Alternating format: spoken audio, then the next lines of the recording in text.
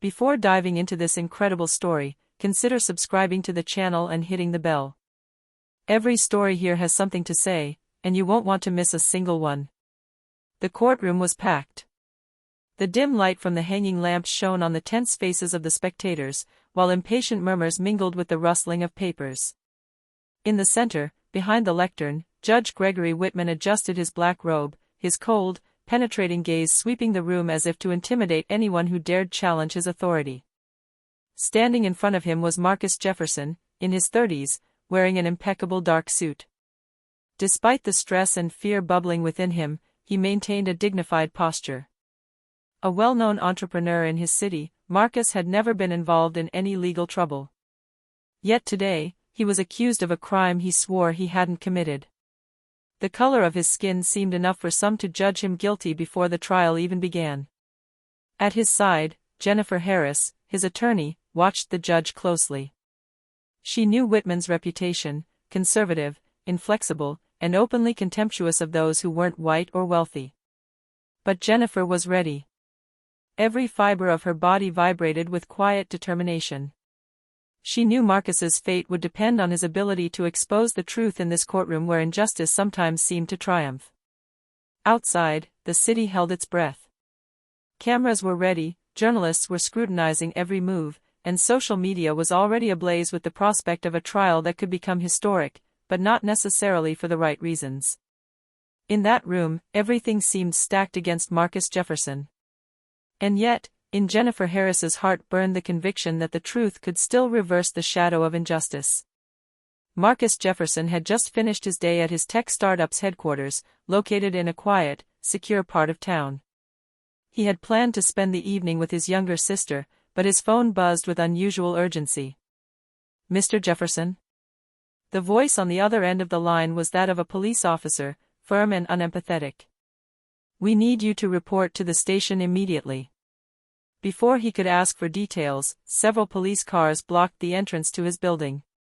Armed officers rushed out, and before Marcus knew what was happening, they brutally handcuffed him. The shocked neighbors watched from their windows. "What did I do?" Marcus asked, his voice shaky but clear. "You are accused of the murder of industrialist Richard Lawson." "You have the right to remain silent," one of the officers said, mechanically reciting the rights while ignoring his anxiety. Marcus protested, explaining that he was home at the time of the crime, that he had witnesses and evidence of his schedule. But no officer seemed to listen. The noise of security cameras and the whispers of neighbors surrounded the scene, turning the arrest into a public spectacle. As he was led from his apartment, Marcus took one last look back at his quiet life, unaware that this moment would mark the beginning of a bitter fight for his freedom and for justice. At the same time, Jennifer Harris, his lawyer, received a call from one of her contacts in the police force. Her legal instincts were already warning her, something was wrong with this case. She knew she was going to have to fight more than just a legal case. She was going up against a biased system, where the color of Marcus's skin seemed to carry more weight than the evidence. The courtroom was silent, except for the rustling of files and the creaking of wooden benches. Reporters had taken their places at the back, ready to transcribe every word. The spectators held their breath, aware that they were witnessing a trial already marked by controversy. Judge Gregory Whitman entered, imposing, his black robe billowing behind him. His icy gaze swept the room as if to remind everyone of his superiority. He sat down, banged his gavel, and announced the start of the hearing. Marcus Jefferson stood tall, flanked by Jennifer Harris. She adjusted her brief, knowing every detail would count. From the first few minutes, it became clear that Judge Whitman wasn't looking for the truth. He seemed determined to convict Marcus. Prosecutor Alan Turner quickly laid out the case. Marcus was the murderer of Richard Lawson, an influential industrialist. The evidence was mostly circumstantial: a witness who saw him near the crime scene and partial fingerprints found on a secondary object. Jennifer listened attentively, immediately noticing inconsistencies and gray areas. When she spoke with her first objection, Judge Whitman interrupted her sharply. "Mr. Harris, please be concise. We don't have time for speculation." Jennifer was not intimidated. She replied calmly, "Your Honor, these speculations could determine my client's life or death. I am simply asking that you allow the examination of specific facts." The judge frowned, visibly irritated, but the tension in the room was palpable. Marcus felt the weight of the courtroom pressing down on his shoulders, but he found comfort in Jennifer's reassuring presence. She was ready to fight for him, against bias and prejudice. As the trial progressed, journalists took notes, with some commentators already denouncing the judge's obvious bias. Marcus, despite the injustice, held his head high. He knew his life depended on his lawyer's perseverance and strategy. The trial had barely begun when the media seized on the case. Local and national networks broadcast live footage of Marcus Jefferson in handcuffs, his expression impassive but tense. Social media immediately ignited, with hashtags, comments, and videos circulating, some accusing the justice system of racism, others calling for a swift conviction. In the courtroom, Marcus felt the weight of all those invisible gazes. Every movement, every expression was scrutinized and analyzed. He felt as if his entire life was on display, judged before justice could even speak. Jennifer Harris, for her part, observed this turmoil with an almost strategic calm. She knew that media pressure could work in their favor if she knew how to channel it correctly. Supporters on social media and attentive journalists could amplify her arguments and expose the inconsistencies in the case. However, the pressure was twofold. Not only did Marcus have to convince the court of his innocence, but he also had to survive the media lynching. Newspapers were already running sensationalist headlines insinuating his guilt, while some commentators subtly recalled his origins, turning the case into an example of systemic discrimination. During a break, Jennifer took Marcus aside. "Listen, Marcus. The eyes of the world are upon us. Every word you say, every gesture counts. Don't let fear paralyze you. We have evidence, and I will use it to defend you to the end." Marcus nodded. "I trust you, Jennifer. I never doubted you would fight for me." As the day progressed, Marcus realized that his fight wasn't limited to the courtroom. It was a fight for the truth, for his life, and for the idea that justice could still triumph despite prejudice and hatred. Jennifer Harris spent the entire night poring over the prosecutor's files. Every page, every testimony, every banking document was scrutinized. She quickly began to spot troubling inconsistencies. The key witness, an employee of Richard Lawson, had changed his story several times. Security footage of the neighborhood where Marcus was allegedly located at the time of the murder clearly showed that he was on the opposite side of the crime scene. Some items presented as evidence had been tampered with and were never properly authenticated. Jennifer realized that Judge Whitman, through his questionable impartiality, had overlooked essential elements that any decent court should have examined. The gravity of the situation weighed on her. Marcus was facing the death penalty, and the system seemed to want to turn a blind eye to the truth.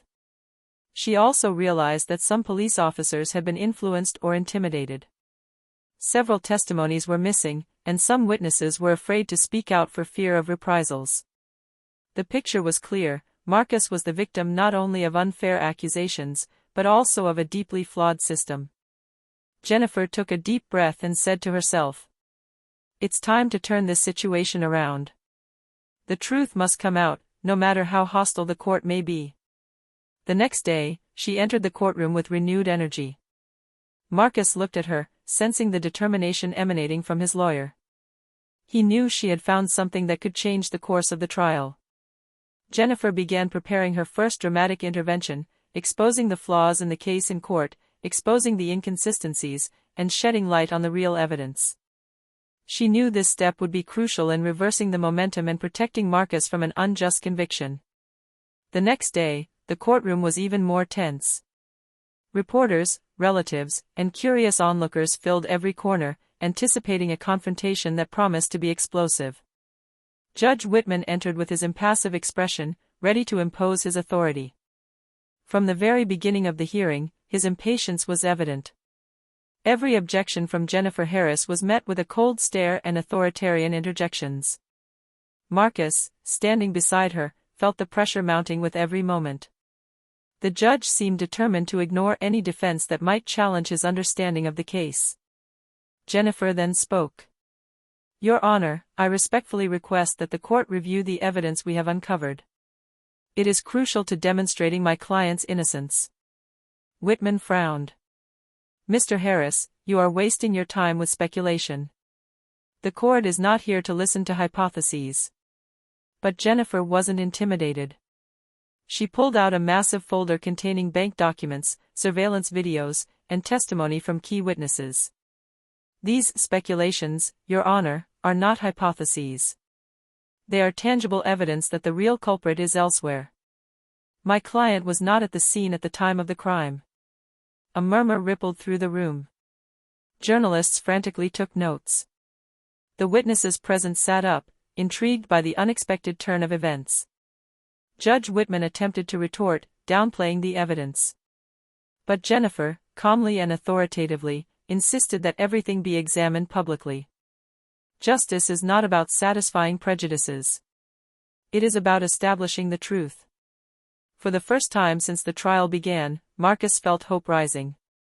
The evidence was there, irrefutable, and Jennifer was ready to use it to expose the judge's mask of bias and save his life. The silence in the courtroom was almost palpable. Jennifer Harris stood up determinedly and addressed Judge Whitman. Your Honor, I will now present evidence that establishes Marcus Jefferson's innocence. This evidence has never been considered, and it will prove, beyond a shadow of a doubt, that my client was not at the scene of the crime. She began by playing video footage from a surveillance camera several miles from the scene of the murder. On the screen, Marcus clearly appeared, entering a hotel for a business conference, accompanied by several witnesses and recognizable employees. She then presented bank statements and time-stamped transaction receipts, proving that he was making payments at several stores in the city at the time the crime was committed. The entire room held its breath. Reporters were taking note of every word, witnesses whispering among themselves, and even District Attorney Alan Turner seemed unsettled. Jennifer continued. Furthermore, new witnesses have come forward to confirm that the real perpetrator of the crime is linked to the local political sphere, close to certain influential members of this court. This information was initially suppressed, but it is now authenticated and verifiable. Judge Whitman blanched, visibly taken aback. He tried to oppose the presentation of evidence, but Jennifer, implacable, insisted. Justice is not a matter of comfort in court. It requires that the truth be examined and respected. For the first time, the room felt a turning point. All eyes turned to Marcus, whose face slowly relaxed as the shadow of condemnation receded. The truth, now indisputable, burst forth in the harsh light of justice. The courtroom was plunged into a tense silence. Judge Whitman, usually dominant and self-assured, now seemed on the defensive. His gaze swept the room, searching for support that was lacking. Jennifer Harris, standing confidently, continued to present the evidence, calmly but with undeniable authority. Your Honor, she declared, it is now impossible to deny the evidence. The documents, videos, and witnesses confirm that Marcus Jefferson was not at the scene of the crime. The real culprit has been identified and can be legally prosecuted. Embarrassed, Prosecutor Alan Turner muttered a few objections that the judge could hardly sustain. Public pressure, cameras, and reporters made any attempt at manipulation impossible. Marcus felt a mixture of disbelief and relief. For weeks he had been threatened with an unjust conviction, but the truth was finally out in the open. Judge Whitman's power, based on bias and authority, was now being called into question. Jennifer turned her gaze to Marcus. You will be acquitted, Marcus. Everything we've been through proves it, justice still exists, even in the darkest times. The murmur in the room became a faint whisper of excitement and admiration. The reporters captured every moment, aware that they were witnessing a historic reversal. Judge Whitman, publicly humiliated, tried to regain his composure, but his bias was now exposed. Marcus, freed for a moment from the anguish that had oppressed him since his arrest, realized that this fight had not only saved his life, it had exposed a failing system and allowed the truth to triumph. The next day, the courtroom was once again packed. The time for Marcus Jefferson's acquittal was approaching. Jennifer Harris, calm and determined, sat beside her client, ready to hear the final decision. Judge Whitman, visibly humiliated, tried to maintain his authority, but the weight of the evidence and the media pressure were too great. The witnesses and documents presented by Jennifer had made any challenge impossible. After reviewing the new evidence and verified testimony, Whitman finally announced, his tone betraying his annoyance, "The court finds Marcus Jefferson not guilty of all charges against him." A murmur of relief rippled through the room. Marcus, his hands trembling slightly, felt an immense weight lift from his shoulders. Freedom, long threatened by injustice, was his once again. He glanced gratefully at Jennifer, whose perseverance and courage had changed the course of his life. Prosecutor Alan Turner lowered his eyes, aware of the public humiliation. His past objections and rigidity in the face of the truth were now exposed for all to see. Judge Whitman, meanwhile, faced an inevitable disciplinary investigation, his reputation tarnished by his blatant bias. For Marcus, this moment was not just a personal victory.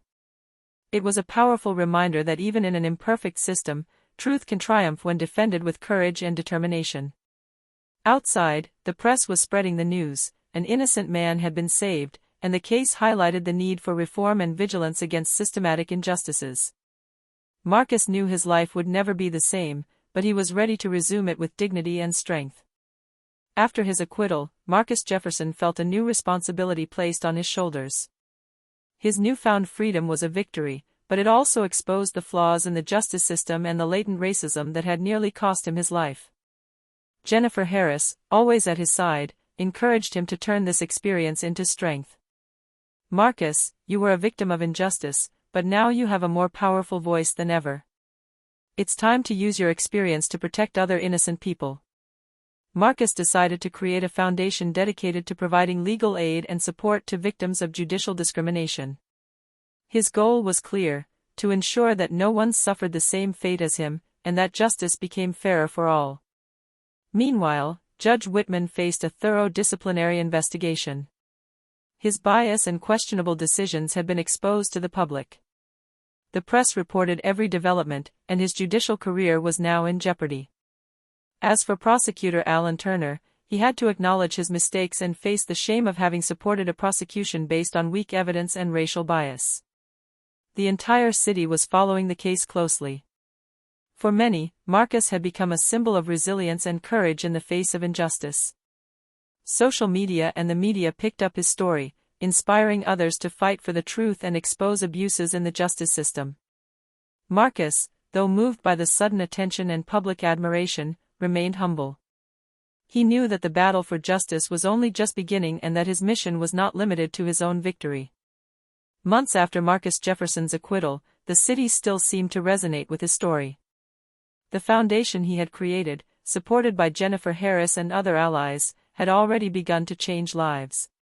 Families who faced discrimination, people wrongfully accused, and marginalized citizens finally found a strong base to fight for their rights.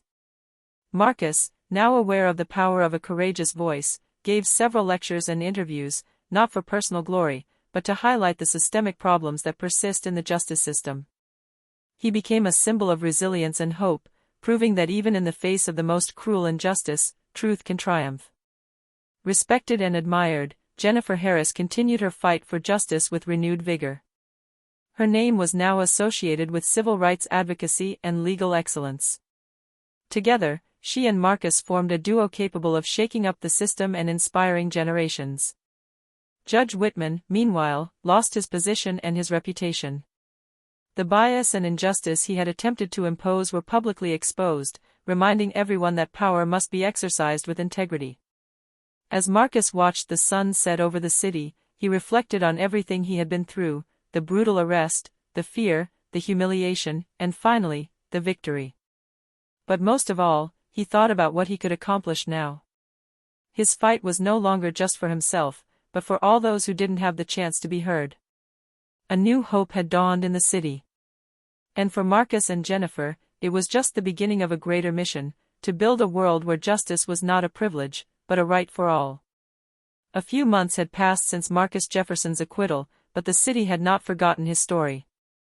The media continued to report on his struggle, transforming Marcus into a symbol of resilience and justice in the face of injustice. The foundation he and Jennifer Harris had founded had just opened. It provided legal aid to victims of discrimination and supported those at risk of being wrongfully convicted. Marcus watched the first beneficiaries, faces scarred by injustice but full of hope. He felt a deep sense of satisfaction. His personal struggle was now becoming a lever for collective change. Jennifer, standing beside him, looked at him proudly. "You've done more than save your life, Marcus. Now you're inspiring an entire community to fight for the truth." Marcus smiled, humbled. "I could never have done this without you, Jennifer. But this is just the beginning. As long as there are injustices, our mission will continue." At the same time, Judge Whitman had been relieved of his duties and faced a disciplinary investigation. His once respected reputation was now tarnished, a cruel reminder that authority without integrity always crumbles. As for District Attorney Alan Turner, he had to publicly acknowledge his mistakes and face the humiliation of prosecuting an innocent man. As the sun set over the city, Marcus stood before the foundation, feeling the strength and energy of those he had just helped. Fear and anxiety had given way to a new momentum, the conviction that every victory against injustice, even just one, could change the world. A new hope was born. And Marcus Jefferson, with Jennifer Harris by his side, knew they would keep fighting, for justice, for fairness, and for those who still had no voice.